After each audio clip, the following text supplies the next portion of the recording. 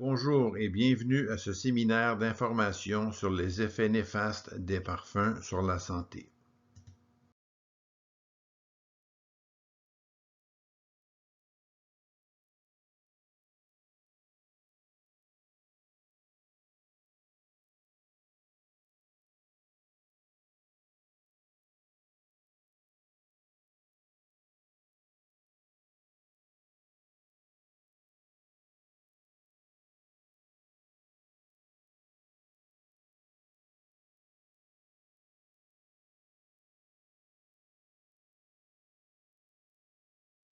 Vous êtes probablement nombreux à connaître déjà les produits de consommation parfumés et ce que cela veut dire. Il s'agit de produits avec un ou plusieurs parfums ajoutés et il existe de nombreuses sources de produits de consommation parfumés dans votre environnement, tels que des assainisseurs d'air, des désodorisants, des produits de nettoyage, des articles de lessive, des articles ménagers, des parfums, des produits de soins personnels et des articles pour bébés. Et ces produits peuvent dégager plus de 150 COV différents. Les COV sont des composés organiques volatiles. Ce sont des produits chimiques contenant du carbone, à l'exclusion du monoxyde de carbone et du dioxyde de carbone. Ils ont tendance à s'évaporer dans des conditions normales telles que la température ambiante, donc ils sont dans l'air.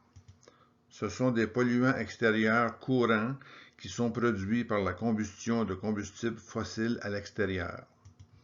À l'intérieur, les niveaux sont en réalité beaucoup plus élevés. Et la principale source de COV à l'intérieur provient de produits de consommation parfumés.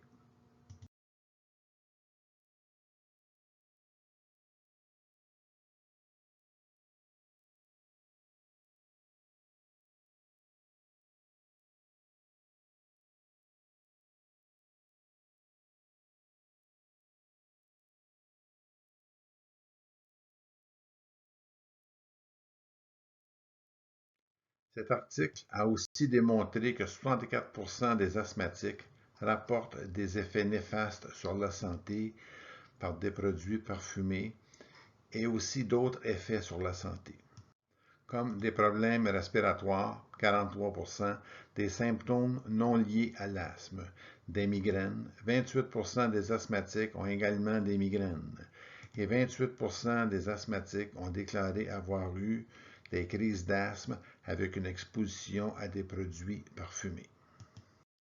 Les asthmatiques risquent davantage d'avoir des effets néfastes sur la santé du simple fait d'être près d'un patient portant un produit parfumé, ou être dans une chambre nettoyée avec des produits parfumés, ou des assainisseurs d'air ou des désodorisants,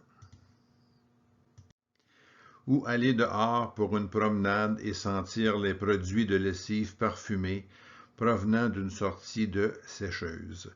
99% des asthmatiques sont exposés à des produits parfumés au moins une fois par semaine et 63% des réactions sont considérées comme invalidantes.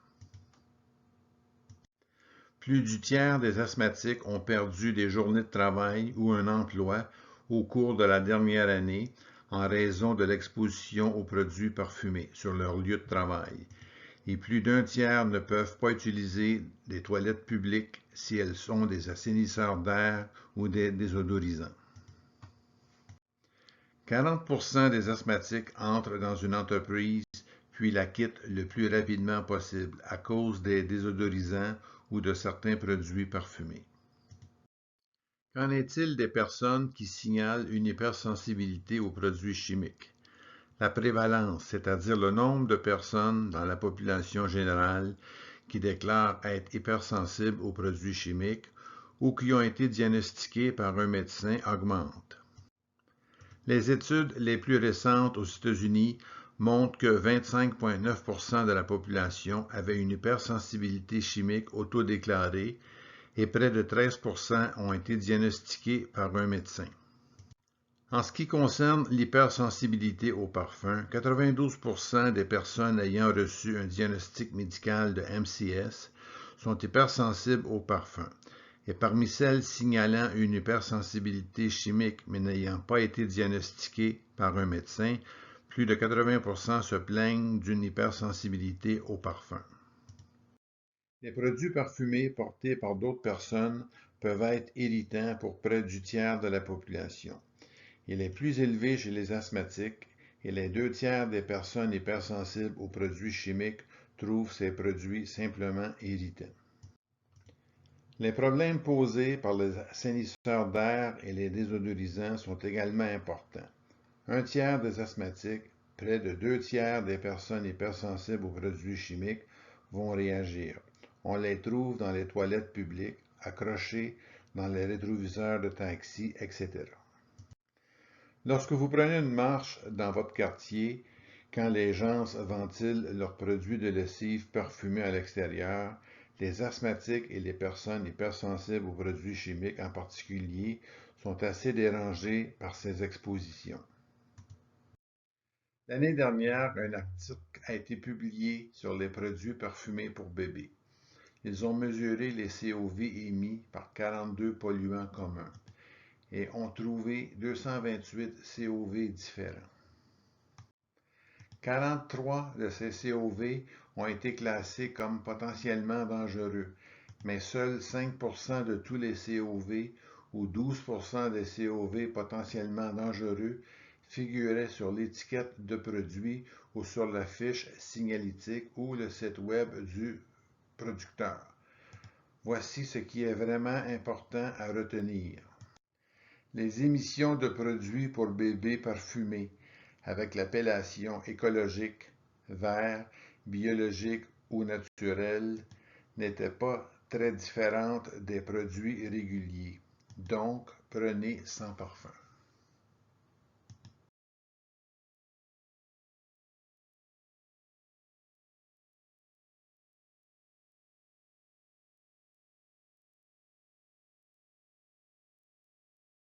Nous savons également que les femmes enceintes et le fœtus en développement sont sensibles à la pollution. Pourquoi vous dire ça? Parce qu'il a été démontré au cours de la dernière année que l'exposition de la mère à la pollution de l'air pendant la grossesse était associée à un risque accru du trouble du spectre de l'autisme chez le futur né.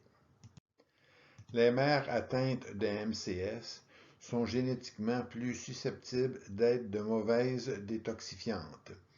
Elles sont 3 fois plus susceptibles d'avoir un enfant autiste. Et elles sont 2,3 fois plus susceptibles d'avoir un enfant présentant un trouble d'hyperactivité avec déficit de l'attention.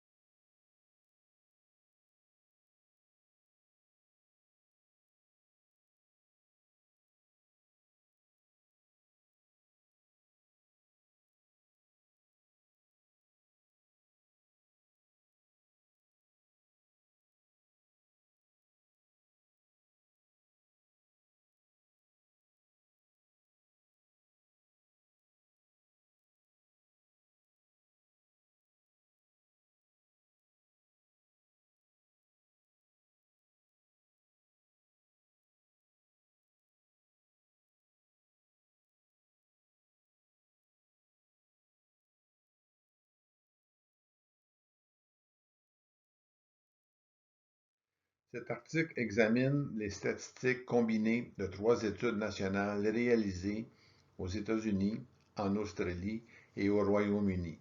Il se penche sur les adultes atteints d'autisme et l'effet des parfums. 84% d'entre eux ont signalé des effets indésirables dus aux produits parfumés. 84% des adultes atteints d'autisme ont des problèmes respiratoires, des crises d'asthme, des migraines et des problèmes neurologiques. Ces personnes sont également plus susceptibles d'avoir des problèmes de santé du fait qu'elles soient près de personnes qui portent un produit parfumé. Et pour près de la moitié d'entre eux, être dans une pièce nettoyée avec des produits parfumés ou être exposés à des assainisseurs d'air ou des désodorisants, à nouveau près des 2 tiers d'entre eux réagissent. Plus de la moitié réagissent aux produits de lessive parfumés provenant d'une sortie de sécheuse.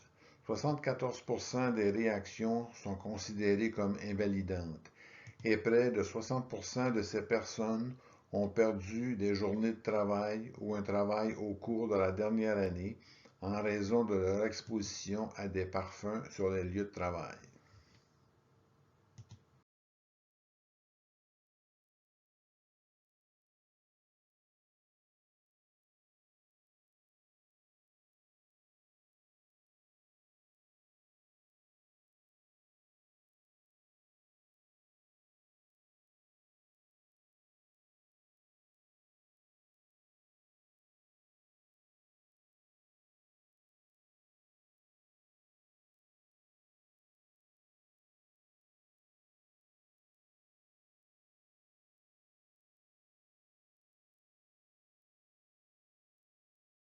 Ce qui est étonnant, c'est que les adultes autistes sont plus susceptibles que les asthmatiques d'éprouver des réactions aux produits chimiques.